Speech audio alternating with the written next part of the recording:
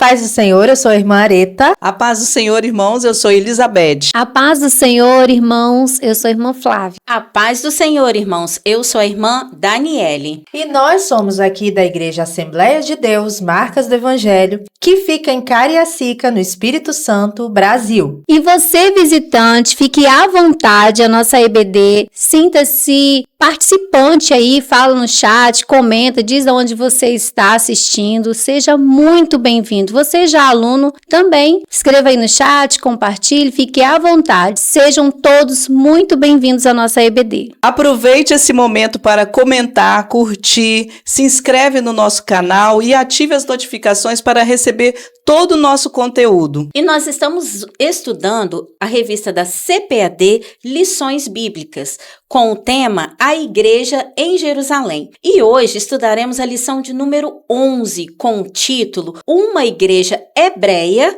na Casa de um Estrangeiro. Então vamos iniciar a nossa aula, irmãos, com oração. Senhor, nós oramos a Ti, pedimos a Tua direção no desenvolvimento dessa aula. Espírito Santo, esteja à vontade para ministrar nos nossos corações conforme a Tua vontade. Que o Senhor encontre liberdade em cada coração para fazer tão somente aquilo que o Senhor quer operar. Oramos em nome de Jesus. Amém. Amém.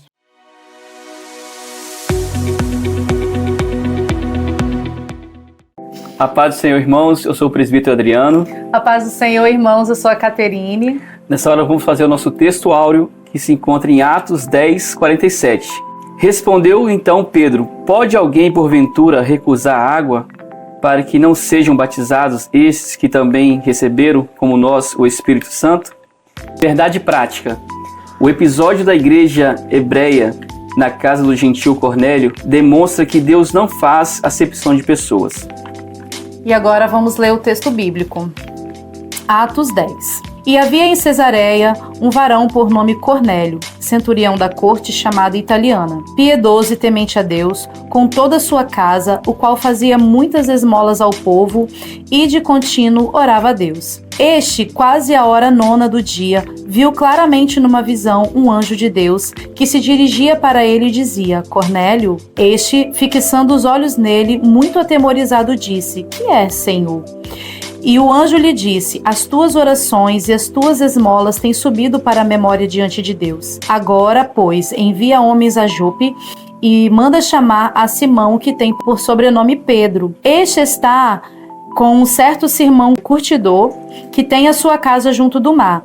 Ele te dirá o que deves fazer. E, retirando-se o anjo que lhe falava, chamou 2 dos seus criados e a um piedoso soldado dos que estavam ao seu serviço, e, havendo-lhes contado tudo, os enviou a Jope. E, descendo Pedro para junto dos varões que lhes foram enviados por Cornélio, disse: sou eu a quem procurais. Qual é a causa por que estáis aqui? E eles disseram: Cornélio, o centurião, varão justo e temente a Deus, e que tem bom testemunho de toda a nação dos judeus, foi avisado por um santo anjo para que te chamasse à sua casa e ouvisse as tuas palavras.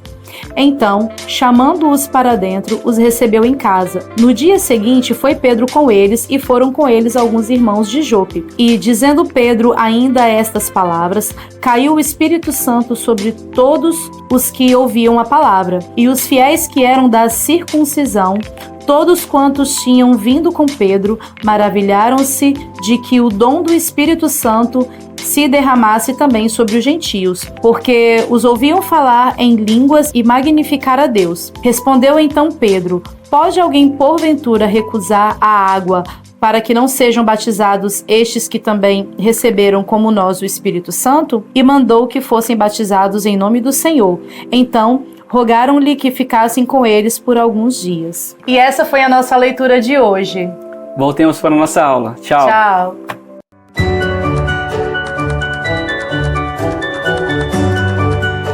A narrativa de Lucas mostra em detalhes a conversão do gentio Cornélio, que demonstra a grande importância desse fato para a fé cristã. Cornélio era um gentio e militar a serviço de Roma, em Israel. Como centurião, ele comandava 100 homens, como está escrito em Mateus 8:11 e Lucas 7, de 2 a 19. O texto diz que ele era da corte italiana. Uma corte era a 10ª parte de uma legião, que era composta por 6.000 homens. Lucas destaca que Cornélio era um gentio temente a Deus. Convém destacar que, em relação à religião judaica dos dias do Novo Testamento, é possível identificar 3 classes de pessoas. A primeira classe, o judeu nato, nascido judeu, considerado o povo da aliança. Foi aos judeus que Deus havia se revelado, segundo Gênesis 12:1. A segunda classe, o prosélito, um gentio que se convertia ao judaísmo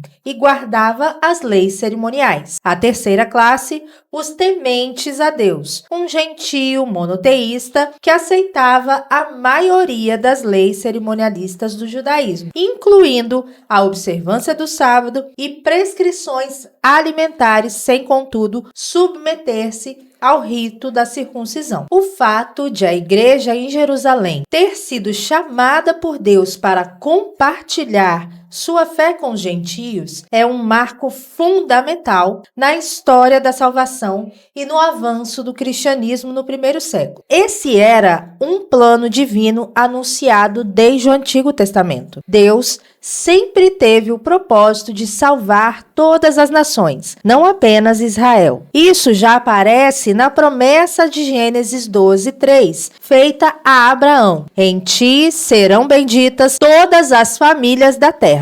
O povo judeu deveria ser luz para as nações, como está descrito em Isaías 49:6. Mas isso se concretiza plenamente na igreja primitiva, quando a mensagem de salvação sai do círculo judaico e alcança outras culturas. Significou também a ruptura de barreiras culturais e religiosas, uma vez que para os judeus do século I, os gentios eram considerados impuros. O envio aos gentios significou quebrar tradições exclusivistas e entender que a salvação é pela graça e não pelas obras da lei. Além disso, o compartilhamento da fé com os gentios e sua inclusão mostrou que o Evangelho é para todos, confirmando sua universalidade e impactando profundamente a missão da Igreja, que deixou de ser uma seita judaica para se tornar uma fé universal, cumprindo o Ide de Jesus ordenado em Marcos 16:15. O chamado para evangelizar gentios mostra o coração inclusivo do Evangelho. Deus deseja reconciliar toda a humanidade consigo em Cristo. Esse foi um passo decisivo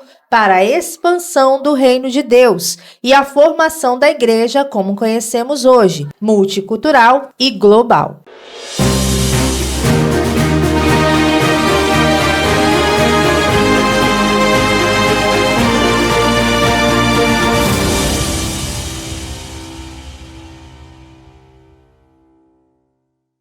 Paz do Senhor, irmãos! Eu sou a Emily e estamos aqui para mais um Caminhando pela História. E hoje iremos tratar sobre a rivalidade entre os judeus e os gentios, e o plano de salvação para os gentios. Primeiro, vamos falar sobre a origem e a identidade do povo judeu. O povo judeu teve a sua origem com a chamada de Abraão, a quem Deus prometeu fazer uma grande nação, e por meio de quem todas as famílias da terra seriam abençoadas. A aliança com Abraão foi reforçada com Isaac, Jacó, também conhecido como Israel, e confirmada com Moisés no Sinai, quando receberam a lei. Com o tempo, os judeus desenvolveram uma forte identidade como povo exclusivo de Deus, separado dos demais povos, conhecido como os Goim, ou gentios. Segundo, vamos ver os motivos da separação. A separação entre os judeus e os gentios não era apenas ética, mas religiosa e moral. Entre os principais motivos estão, primeiro, circuncisão, sinal da aliança que os distinguia, segundo a lei de Moisés, normas alimentares, pureza ritual e festas exclusivas. Terceiro, proibição de casamentos mistos. E quarto, culto monoteísta ao Deus de Israel, contrastando com a idolatria dos gentios. Os gentios, por outro lado, eram vistos como idólatras, impuros e moralmente decadentes. Isso gerou desprezo mútuo ao longo dos séculos. Terceiro, vamos retratar alguns eventos históricos que intensificam a rivalidade. Primeiro, a invasão dos babilônios, gregos e romanos. Segundo, a imposição da cultura helenista durante o domínio grego. Terceiro, o controle romano sobre a Judéia durante a época de Jesus, o que reforçou o sentimento nacionalista e o desejo messiânico de libertação política. E quarto, os judeus viam os gentios como opressores e afastados da promessa. Então, irmãos, depois dessa análise sobre a rivalidade entre os judeus e os gentios, vamos ver qual era o plano de salvação que Deus tinha para os gentios. Primeiro, promessas de inclusão no Antigo Testamento. Apesar da separação, Deus sempre teve um plano universal, pois é citado que Abraão seria uma bênção para todas as nações. Também Isaías profetizou que o Messias seria luz para os gentios. E também é citado em Isaías que o templo seria chamado casa de oração para todos os povos. Essas profecias já apontavam para o alargamento da salvação, não restrita apenas para Israel. Segundo, o cumprimento da promessa foi em Jesus Cristo. Jesus veio como o Messias prometido aos judeus, mas a sua missão era universal. Ele ensinou sobre a fé do centurião e da mulher cirofenícia, morreu pelos pecados do mundo inteiro e enviou os discípulos para fazer discípulos de todas as nações. Terceiro, agora vemos um fato interessante que aconteceu com o apóstolo Pedro na casa de Cornélio. Esse episódio foi um divisor de águas. Primeiro, Deus prepara Pedro com uma visão, o lençol com animais impuros, para quebrar sua visão exclusivista. Segundo, Cornélio, um centurião gentil, recebe o anjo e é instruído a chamar Pedro. Terceiro, Pedro prega e antes mesmo de terminar, o Espírito Santo desce sobre os gentios, assim como no Pentecostes. Quarto, isso confirma que Deus não faz acepção de pessoas. Esse momento representa o início formal da inclusão dos gentios na igreja. Quarto e último ponto, vemos Paulo e sua expansão missionária. Paulo se torna o apóstolo dos gentios e enfrenta a resistência dos judeus, mas persevera em anunciar a graça aos gentios. Ele enfatiza também que todos pecaram, mas que também todos são justificados gratuitamente. E ele declara que em Cristo não há judeu nem grego, todos são um. Então, para finalizarmos, irmãos, lembre-se, uma só igreja, um só corpo. O plano eterno de Deus sempre foi reconciliar todas as coisas em Cristo. A cruz derrubou um muro de separação, fazendo dos dois povos um só. Hoje, a igreja é composta por pessoas de todas as línguas, povos e nações, unidas pela fé no Senhor Jesus Cristo.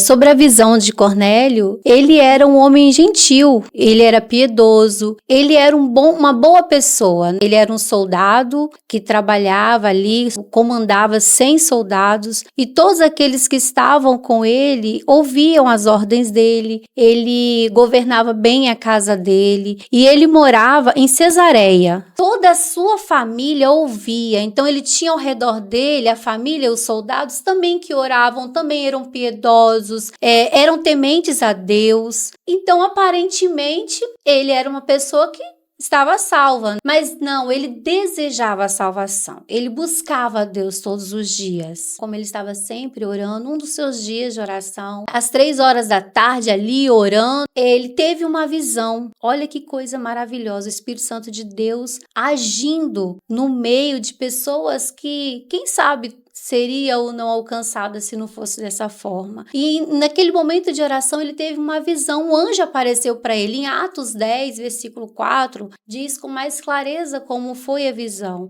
O anjo apareceu e interessante que ele reconhece que é o Senhor. E em Atos, capítulo 10, versículo 4, diz assim que ele, quando viu aquele anjo, ele fixa o olho para aquele anjo e fica assustado, amedrontado. E ele fala: "Que é, Senhor?" E o anjo lhe disse: "As tuas orações e as tuas esmolas têm subido para a memória diante de Deus. Agora, pois, envia homens a Jope e manda chamar a Simão, que tem por sobrenome Pedro. E este está em um certo Simão curtidor, que tem a sua casa junto do mar. Ele te dirá o que deves fazer." Irmãos, que visão muito esclarecedora que ele teve, com detalhes.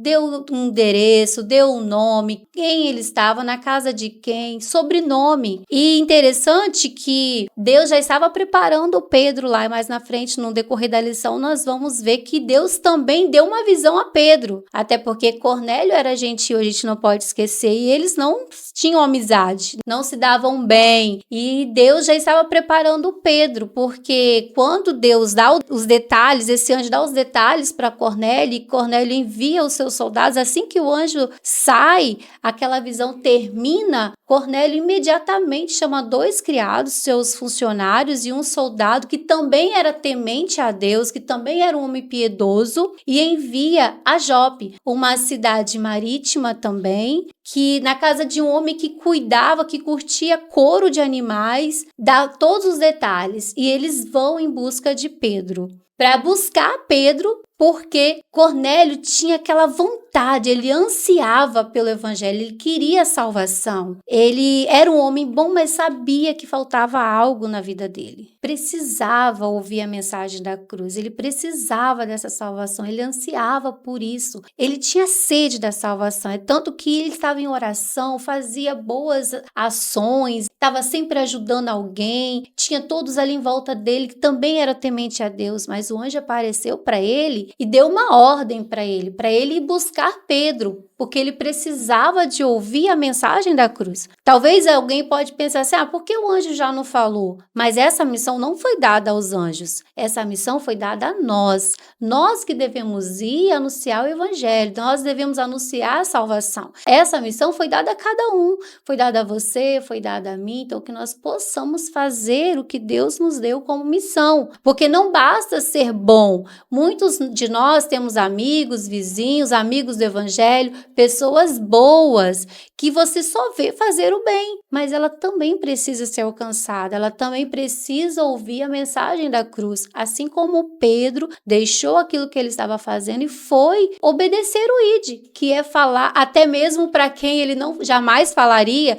Enquanto os seus funcionários foram buscar Pedro, Cornélio não ficou calado, ele tinha tanta vontade de ter Jesus na sua vida e de conhecer e participar deste evangelho, que ele convidou todos os funcionários, todos os amigos, todos os parentes, todas as pessoas, e Pedro chega, a casa está cheia. Olha que maravilhosa é a palavra do Senhor. Quanto à experiência espiritual de Pedro, a visão que Deus deu a Pedro em Atos 10, versículo 10, juntamente com a experiência na casa de Cornélio, teve um objetivo crucial e um impacto transformador no ministério de Pedro e na expansão do cristianismo. O principal objetivo da visão em que Pedro vê um grande lençol cheio de animais considerados impuros pela lei judaica. E ouve uma voz que lhe diz: levanta-te, Pedro, mata e come.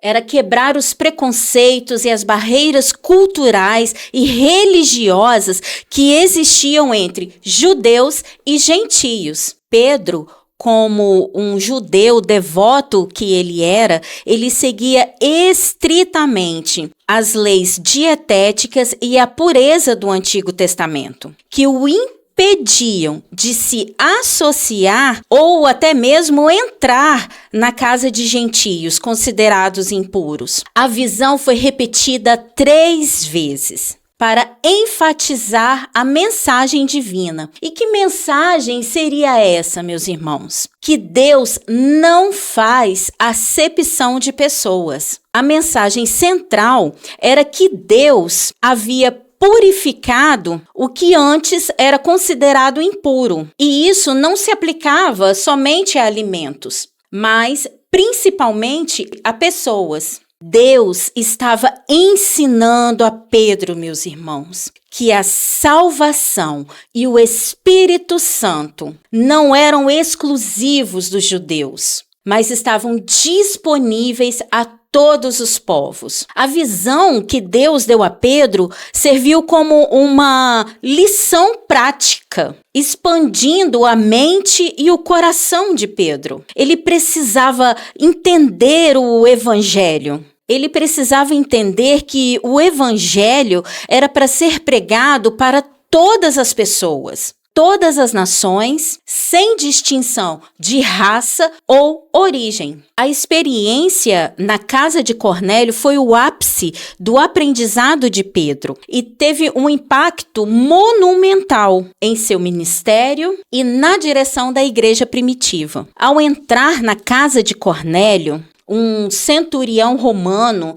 gentio, temente a Deus, Pedro declarou: reconheço por verdade que Deus não faz acepção de pessoas. Pelo contrário, em qualquer nação, aquele que o teme e pratica a justiça lhe é aceitável. Atos, capítulo 10, versículos 34 e 35. Essa foi uma compreensão revolucionária para Pedro e para os primeiros cristãos judaicos. Enquanto Pedro pregava na casa de Cornélio para ele e para sua família, o Espírito Santo desceu sobre eles, assim como desceu no dia de Pentecostes sobre os judeus. Isso foi a prova irrefutável de que Deus estava aceitando os gentios na comunidade da fé e aceitando em pé de igualdade com os judeus, sem a necessidade dos gentios se tornarem judeus primeiro, ou seja, sem serem circuncidados ou ainda terem que seguir a lei mosaica. A experiência com Cornélio confirmou que a missão de pregar o evangelho não estava restrita a Israel, mas era para o mundo inteiro. Isso abriu porta para que o evangelho fosse pregado em larga escala, pavimentando o caminho para os apóstolos como Paulo, que se dedicaria especificamente aos gentios. A descida do Espírito Santo sobre Cornélio e a sua casa levou Pedro e os demais discípulos a reconhecerem a legitimidade da conversão gentia. Isso foi crucial para as discussões e decisões do Concílio de Jerusalém, onde se decidiu que os gentios convertidos não precisariam ser circuncidados ou seguir a lei mosaica. A experiência vivida por Pedro o moldou profundamente. Seus próprios preconceitos e tradições arraigadas para obedecer à vontade divina, tornando-se um líder ainda mais inclusivo e aberto à direção do Espírito Santo. Em suma, a visão de Pedro e a sua ida à casa de Cornélio foram o ponto de virada que marcou o início da evangelização global, demonstrando que o amor e a salvação de Deus são para todos, independente de sua origem, raça ou cultura. Sobre a urgência da pregação do Evangelho, Deus ainda pode, de maneira extraordinária, revelar seu plano de salvação a alguém, até mesmo por meio de anjos, como fez ali naquele momento com Cornélio, conforme está registrado em Atos 10, de 1 a 6.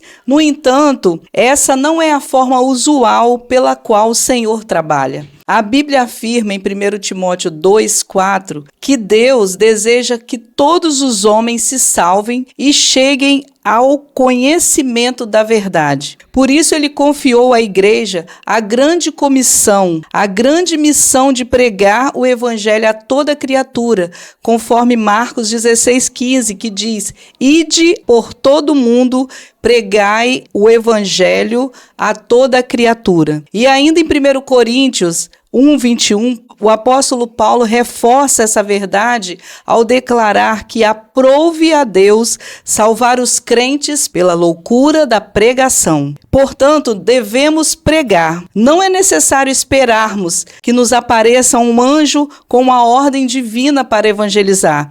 Deus já nos deu essa missão. Cabe a nós obedecer e anunciar as boas novas a todos. A mensagem pregada aos gentios é a mesma que é pregada a todos nós até os dias de hoje. Deus ama e quer salvar a todos. E abrindo Pedro a boca, disse: reconheço por verdade que Deus não faz acepção de pessoas. Isso está registrado no texto de Atos, no capítulo 10, versículo 34. Tendo chegado à casa de Cornélio, Pedro logo discerniu o sentido da visão que tivera. Deus não exclui ninguém do seu plano salvífico. Ele quer salvar a todos. Os gentios, portanto, foram incluídos no plano salvífico de Deus. Até então, Pedro acreditava que os judeus eram os únicos escolhidos no plano da salvação. Meus irmãos, Deus não quer que ninguém pereça. Mediante Cristo, Deus salvará todos aqueles que nele creem. Assim, todos os que vêm a Cristo e creem nele, sem exceção, podem ter a vida eterna.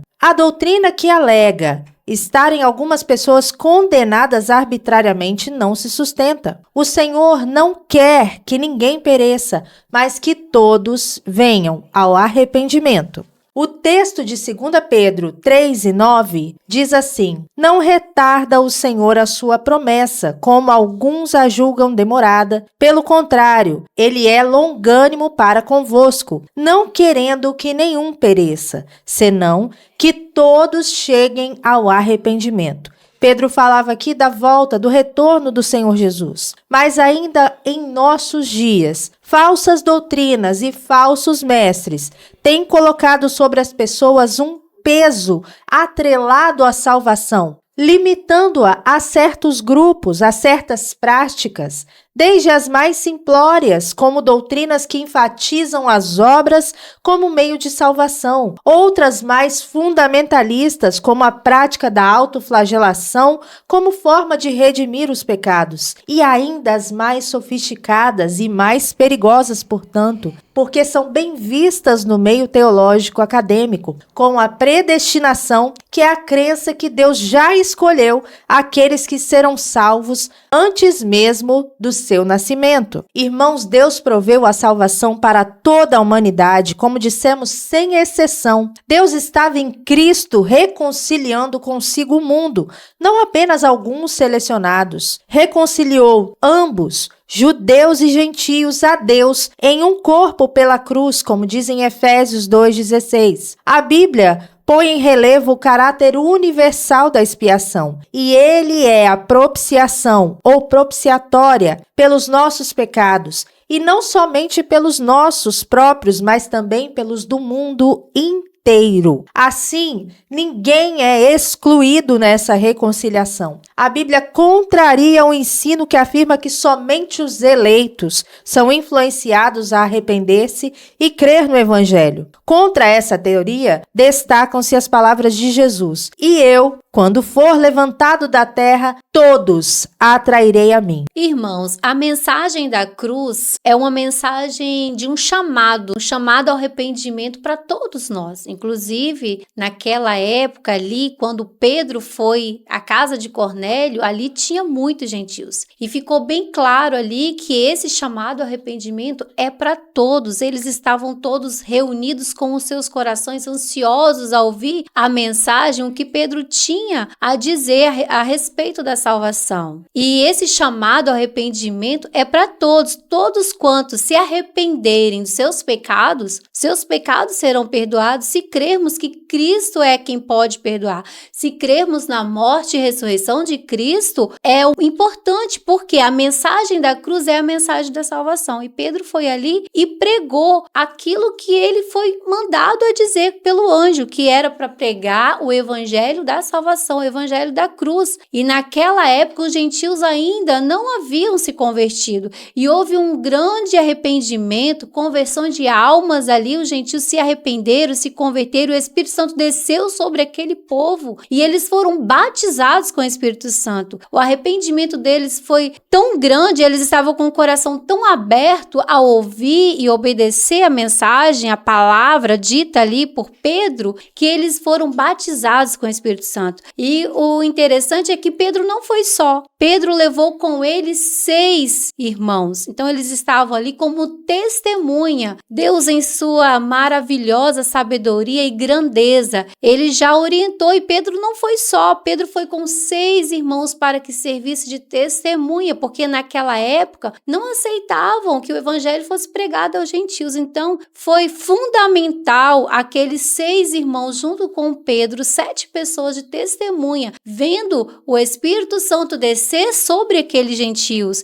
E assim como o Espírito Santo desceu lá no Pentecoste, também desceu ali. Então, se o Espírito Santo não fez acepção de pessoas, derramou o seu poder sobre aquelas pessoas, quem seriam eles para dizer que eles não são dignos da salvação? Se Cristo estava ali presente através do Espírito Santo, batizando, enchendo eles de poder naquele momento. Os judeus, eles reconhecem como o amor de Deus está liberado a todos quantos se arrependerem dos seus pecados e reconhecer Cristo como Salvador. Eles ficam maravilhosos e reconhecem que o Evangelho é para todos. Naquele momento, os olhos deles são abertos e eles passam a entender que Cristo, desde o princípio, amou as bênçãos e a salvação para a sua descendência ali, quando Deus fala com Abraão, e os discípulos, aquele povo que estava ali, aqueles judeus que estavam ali, junto com Pedro, eles reconhecem isso. E isso é levado lá na frente numa reunião para que as coisas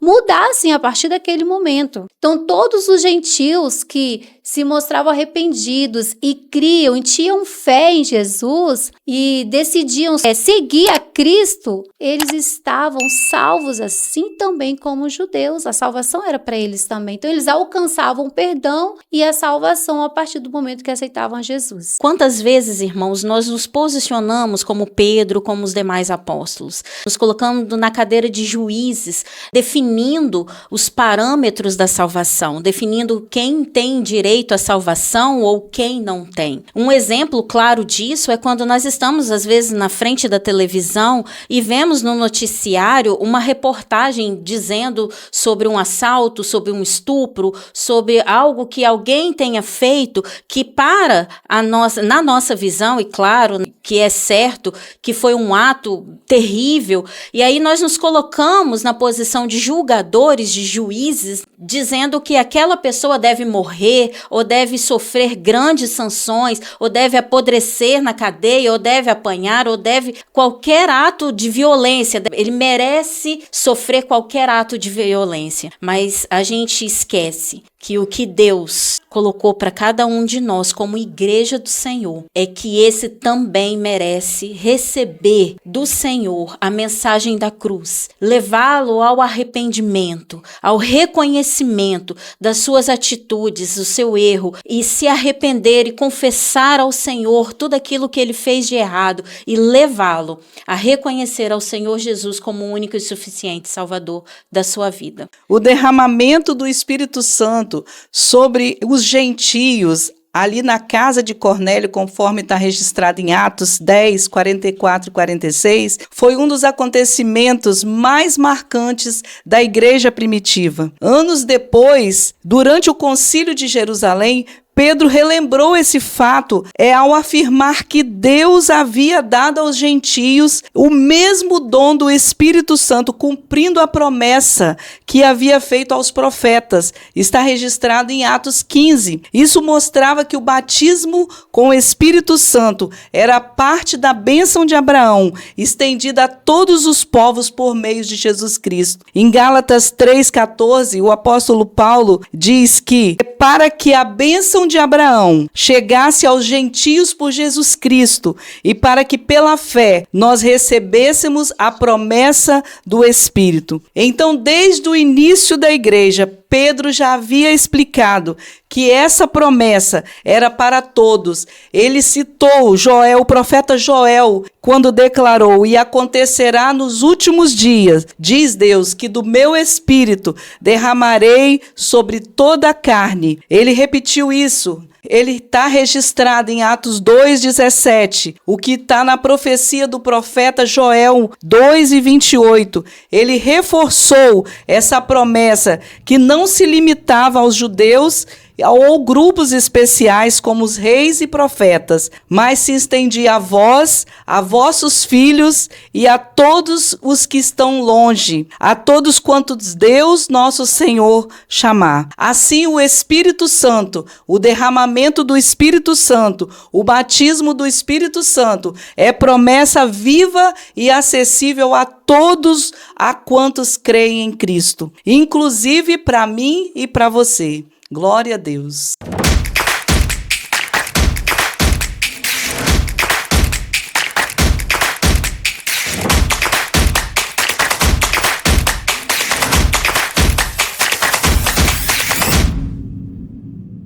Olá, queridos! Hoje estamos aqui para falarmos um pouco sobre a igreja hebreia na casa de um estrangeiro. E coisa extraordinária é ver Deus fazer coisas que extrapolam o preconceito racial. Os judeus não se davam bem com os gentios e os gentios eram uma sub-raça porque eles não eram herdeiros do chamado de Deus. Então os judeus desprezavam, odiavam e não conviviam bem com os gentios. Quando Deus envia Pedro à casa de Cornélio, é algo extraordinário, porque ali Deus estava desconstruindo um preconceito racial milenar a fim de fazer dos dois povos um único povo. Quem é que derruba os muros que separam as pessoas e é o elo de ligação entre elas? É o Espírito Santo. Só Ele pode demolir as barreiras raciais e fazer o único povo. Qual é o poder que o Espírito Santo usa para quebrar o preconceito? Ele usa o poder pentecostal. Ele usa os dons de línguas. Ele usa as manifestações do Espírito Santo. Ele usa o batismo como Espírito Santo para destruir a segregação racial e tornar os povos uma única humanidade. Esse poder é algo tão extraordinário que o texto diz que as pessoas viram e ouviram. Quando o Espírito Santo desceu, caiu sobre aquelas pessoas, as pessoas viram e ouviram as pessoas falarem em novas línguas, falar as línguas espirituais por meio do enchimento e do batismo com o Espírito Santo.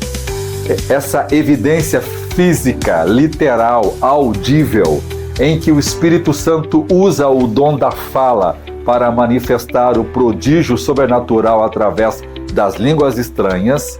E as línguas estranhas têm um propósito muito extraordinário, porque elas são faladas em línguas desconhecidas. Em Atos 2, os apóstolos falavam em línguas e eles mesmos não conheciam as línguas que estavam falando.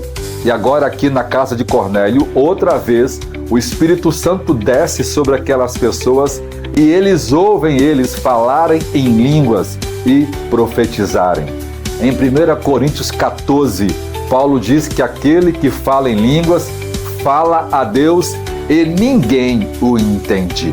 Tanto é que ele precisa orar para que possa interpretar aquele dom da manifestação sobrenatural das línguas estranhas. Então, essa manifestação audível, visível, física, barulhenta, estranha e desconhecida é a manifestação e o poder do Espírito Santo. Veja, Deus estava unindo todos os povos. E qual é a evidência inicial do enchimento do Espírito Santo? É o falar em outras línguas desconhecidas, em outros idiomas desconhecidos da pessoa que está falando. Ou seja, a natureza do enchimento do Espírito Santo já expressa a natureza redentiva do Evangelho de Jesus Cristo, de derrubar todas as barreiras e unir as pessoas em um só propósito.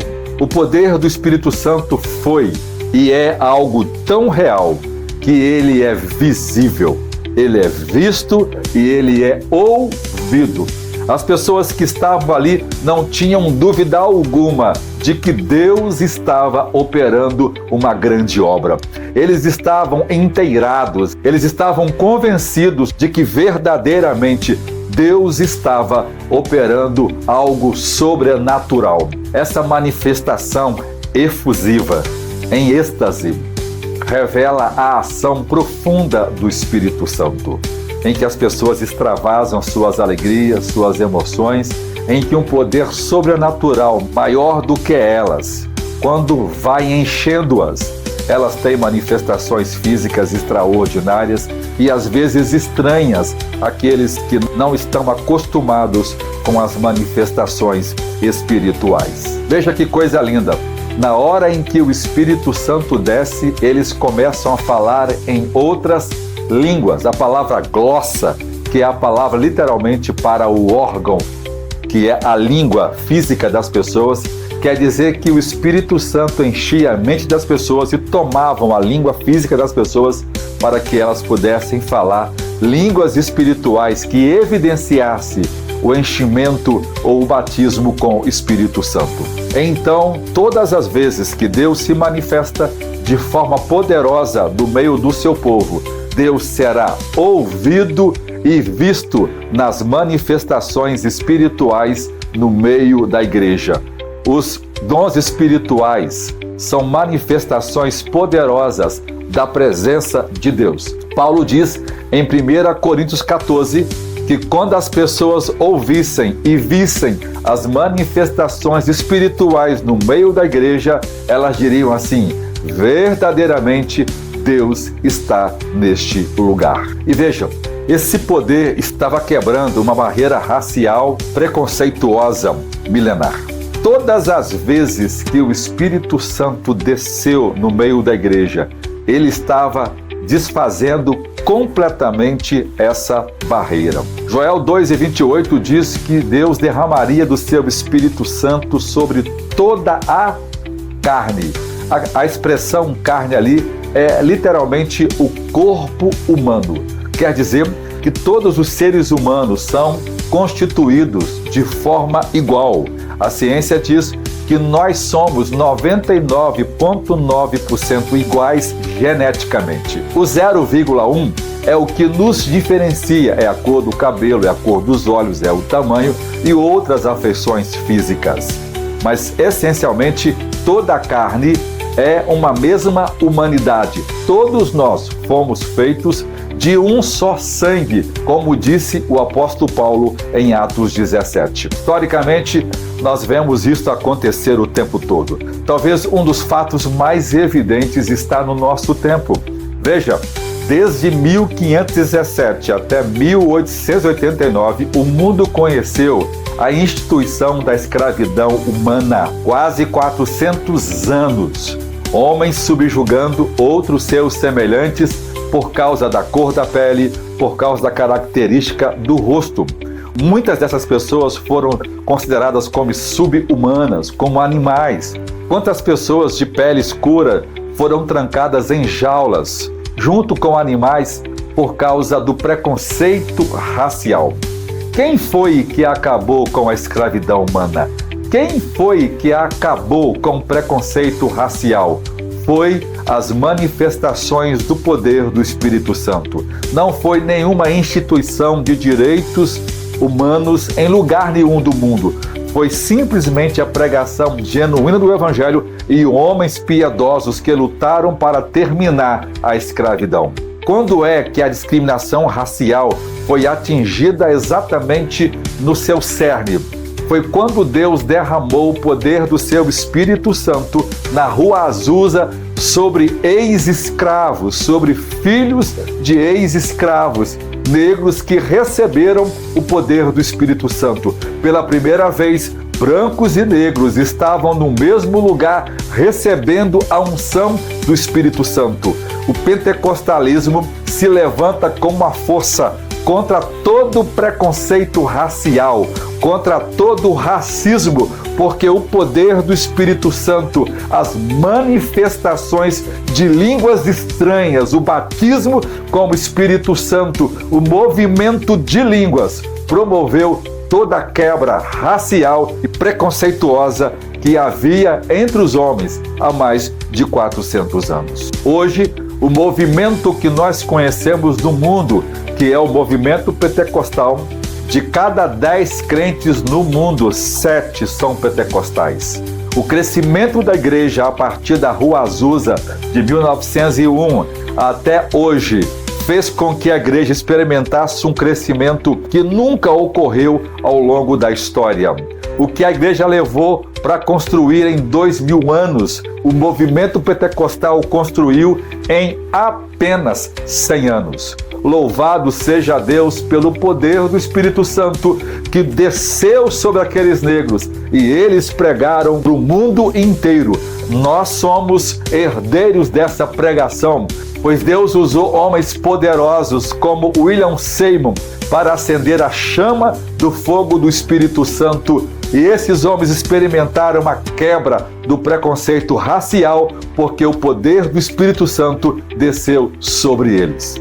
O único lugar do universo onde as pessoas simples convivem com pessoas ricas, onde pessoas negras pastoreiam pessoas brancas, onde pessoas analfabetas são pastores de doutores, é no meio pentecostal, porque aqui o poder do Espírito Santo faz coisas maravilhosas por meio da ação sobrenatural dos dons espirituais que quebra todas as barreiras raciais. Que Deus, com a sua graça, envie outra vez um novo Pentecostes, uma nova ação do Espírito Santo, um novo mover de Deus, um grande avivamento que levante a igreja no Brasil e no mundo para pregar contra o pecado, para levar as pessoas a crer em Jesus Cristo, para que as pessoas vejam outra vez os grandes milagres, para que elas possam ouvir e ver as manifestações sobrenaturais de Deus.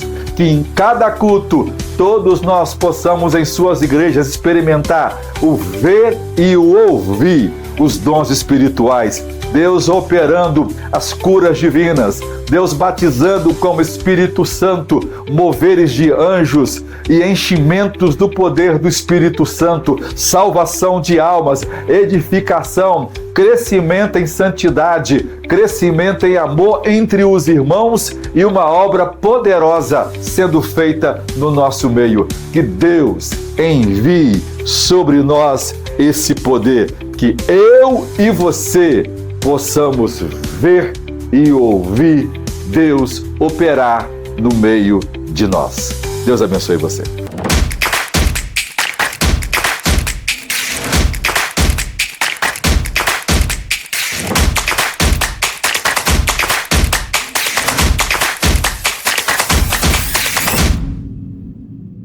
O Espírito recebido. O batismo no Espírito Santo dos crentes gentios em Cesareia foi um marco reformador para a igreja primitiva e para os gentios da época, com implicações profundas que ressoam até hoje. O episódio na casa de Cornélio foi um divisor de águas, quebrou paradigmas e expandiu a compreensão da salvação e a missão de Deus. O maior impacto foi a confirmação de que a salvação em Jesus Cristo e o recebimento do Espírito Santo não eram exclusivos dos judeus. O derramamento do Espírito Santo sobre Cornélio e sua família, enquanto Pedro ainda pregava, foi uma demonstração divina e inequívoca de que Deus não faz acepção de pessoas e que a salvação é universal. A experiência de Pedro em Cesareia,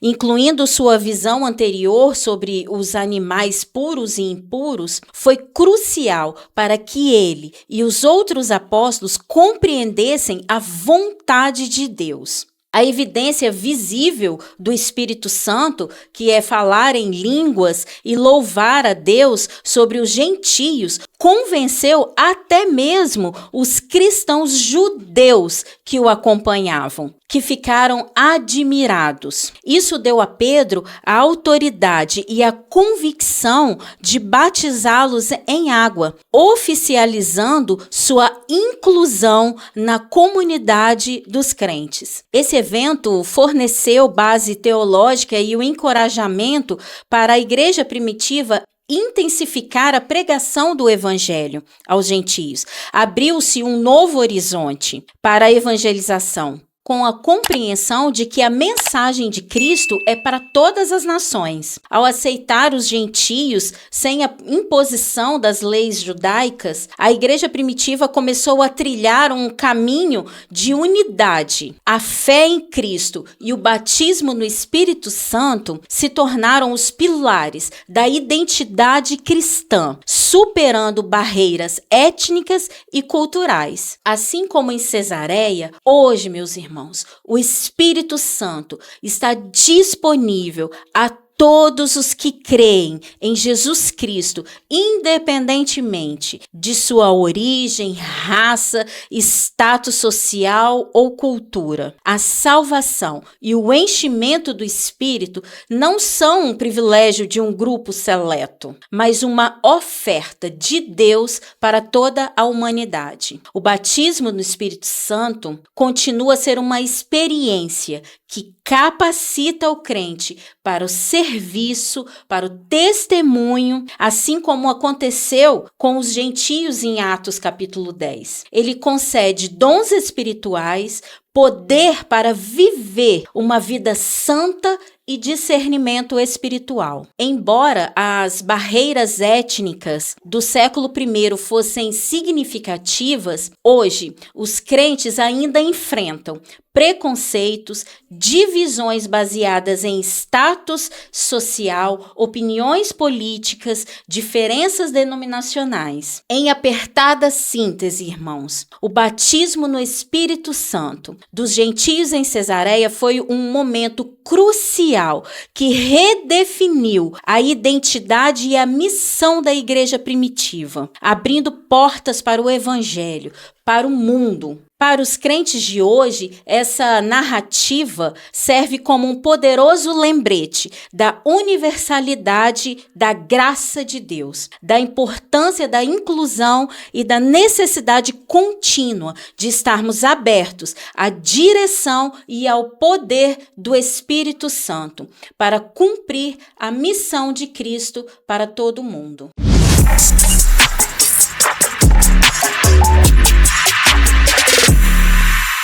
E agora chegamos ao momento muito especial dessa aula, o momento em que cada um de nós é convidado pelo Espírito Santo a contribuir no reino de Deus. E você que me ouve agora tem a oportunidade de parar tudo que você estiver fazendo, olhar aqui agora os meios de contribuição que aparecem na sua tela e contribuir para que essa obra avance. Deus conta com você para o avanço do seu reino e contribuir é uma honra. O apóstolo Paulo, na segunda carta aos Coríntios, capítulo 9, verso 7, diz que não devemos contribuir como por necessidade nem com tristeza, mas Deus ama aquele que dá com alegria. Quem dá com alegria é uma resposta em gratidão, reconhecendo que tudo que temos, nossa saúde, nosso patrimônio, nossa família, tudo que temos de bom, toda boa dádiva, vem do alto, do Pai das luzes, é o Senhor que te abençoou. E nós trazemos as ofertas reconhecendo que tudo é dele. É um ato de adoração, então pare o que estiver fazendo e seja abençoado você e sua casa. Deus abençoe.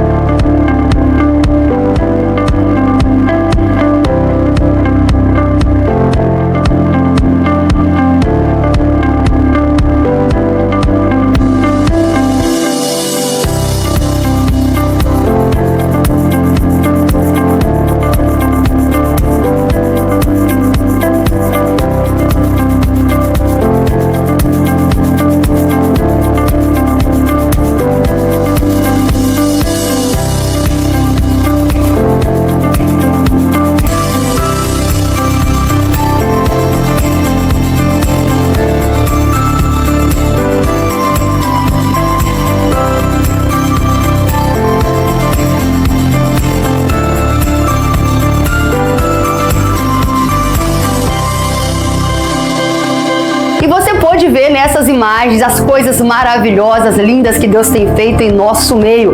Quantas vidas sendo abençoadas por este espaço. E é pensando nisso que eu te convido agora para ter o privilégio de participar da nossa campanha dos 1000 valentes. Campanha onde 1000 pessoas motivadas pela fé serão desafiadas a contribuir de forma mais sistemática, parcelada, para que nós venhamos a adquirir esse espaço que você conheceu. E nós te convidamos a fazer um voto com o Senhor. Fale a Deus qual é a sua necessidade, aquilo que você tem buscado diante de Deus. Se comprometa, e eu tenho certeza que o nosso Deus é um Deus de milagre, Deus de resposta. Ele vai aceitar o seu desafio. E nós sabemos que a fé honra a Deus e Deus honra a fé. Faça parte desses 1000 valentes que terão seus nomes nos memoriais da fé, que contribuíram para que essa realidade acontecesse no nosso tempo e na nossa geração. Deus fará, nós não temos dúvida, mas que privilégio, hein? Se o meu nome e o seu constar nessa grande obra.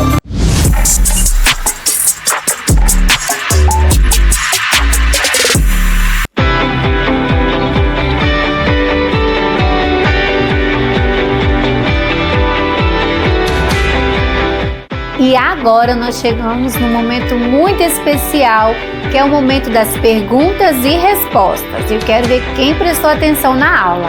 Pergunta de número 1. Qual foi o impacto da visão que Pedro teve com os animais impuros? Letra A. Preparou Pedro para compreender que Deus havia purificado os gentios? Letra B.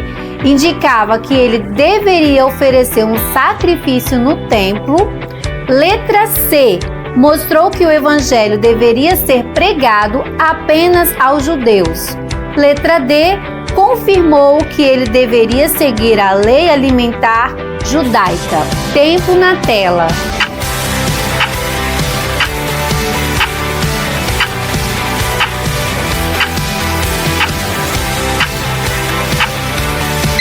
A resposta certa é a letra A. Então, quem respondeu a letra A acertou. Preparou Pedro para compreender que Deus havia purificado os gentios. Pergunta de número 2. Por que Cornélio foi considerado um homem especial? Letra A. Porque jejuava e orava 3 vezes ao dia como os judeus. Letra B. Porque era temente a Deus, generoso e buscava sinceramente a verdade. Letra C. Porque era um oficial romano com grande influência social. Ou letra D. Porque vivia em Jerusalém e frequentava a sinagoga. Tempo na tela.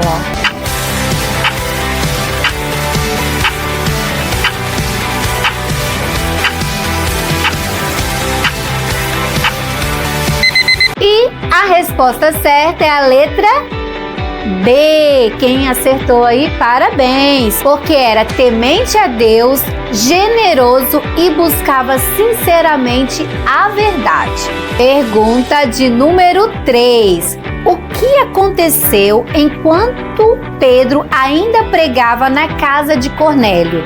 Letra A. Cornélio pediu para ser batizado como os judeus. Letra B. Um anjo apareceu novamente e confirmou a salvação. Letra C.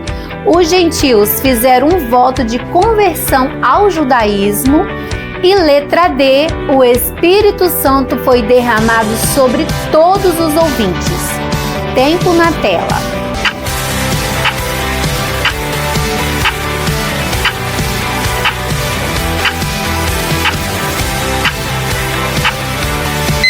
Quem respondeu a letra D, parabéns! O Espírito Santo foi derramado sobre todos os ouvintes. E agora estamos na 4ª pergunta.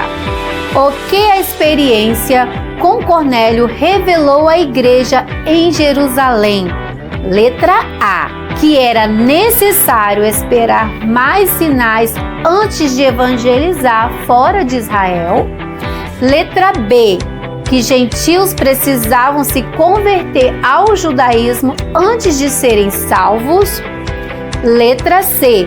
Que Deus não faz acepção de pessoas e concede o Espírito Santo a todos os que creem. E letra D, que o evangelho deveria ser mantido apenas entre os judeus. Tempo na tela.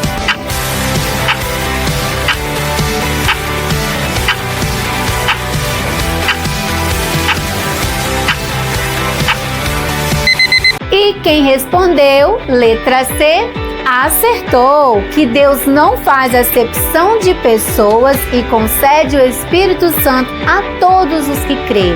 Número 5, nossa última pergunta de hoje.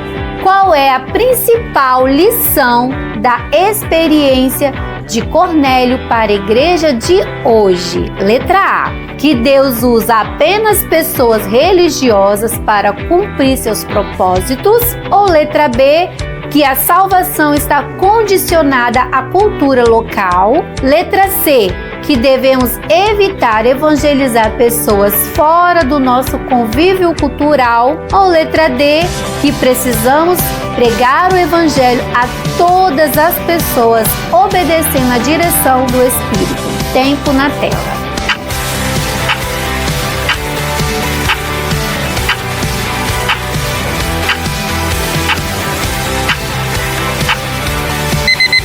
Quem respondeu a letra D, parabéns! Muito bem, que precisamos pregar o evangelho a todas as pessoas, obedecendo a direção do Espírito.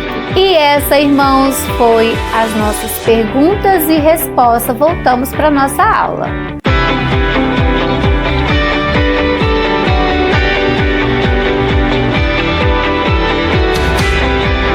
Então, irmãos, nós agradecemos a você que participou conosco e nós vamos orar agora para encerrar a nossa aula. Senhor Deus, nós te glorificamos e te bendizemos por estes momentos que passamos aqui. Te agradecemos porque o Senhor é bom e a sua misericórdia dura para sempre. Te agradecemos, ó Pai, por ter enviado o teu Filho Jesus, nos alcançando, Pai, e também alcançando a todos aqueles sem fazer, ó Pai, acepção de pessoas, assim como nós aprendemos nesta aula de hoje. Muito obrigado pela salvação em Cristo Jesus. No nome do Senhor Jesus. Amém. Tchau, irmãos! Tchau, irmãos! Pois corta isso, gente. Corta isso, gente. Marcas do Evangelho diretamente do Estúdio 2. Estúdio o quê? Oásis do Universo. Que isso, gente? Inventei agora. A paz do Senhor, irmãos, Você não sejam fala todos baixinho assim também, bem-vindos. não. Pode mandar aí. Eu falo! Não! Paz do Senhor. A paz do Senhor. Na hora que o fogo pega, a gente sabe. Ele manda. Não manda nem no próprio nariz. Do Brasil.